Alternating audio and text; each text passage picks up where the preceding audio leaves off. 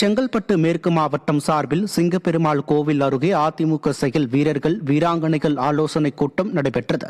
அஞ்சூரில் மாவட்ட அவைத்தலைவர் பொன்னுசாமி தலைமையில் நடைபெற்ற ஆலோசனைக் கூட்டத்தில் முன்னாள் அமைச்சர் சீத செல்லப்பாண்டியன், செங்கல்பட்டு மேற்கு மாவட்ட கழக செயலாளர் சிட்லப்பாக்கம் ராஜேந்திரன், அனைத்துலக எம்ஜிஆர் மன்ற துணை செயலாளர் நாவலூர் முத்து ஆகியோர் பங்கேற்று கழக நிர்வாகிகளுக்கு ஆலோசனைகளை வழங்கினர். இந்த ஆலோசனைக் கூட்டத்தில் முன்னாள் அமைச்சர் TKM சின்னையா, முன்னாள் நாடாளுமன்ற உறுப்பினர் தன்சிங் மற்றும் கழக நிர்வாகிகள் ஏராளமானோர் கலந்து கொண்டனர்.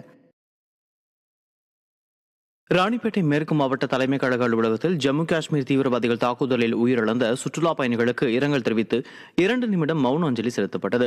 இதைத் தொடர்ந்து மே மாதம் 1ஆம் தேதி தொழிலாளர் தினத்தை முன்னிட்டு மாபெரும் பொதுக்கூட்டம் மற்றும் பூத் கமிட்டி நிறைவேற்றப்பட்டது குறித்து கலந்தாய்வு கூட்டமும் நடைபெற்றது.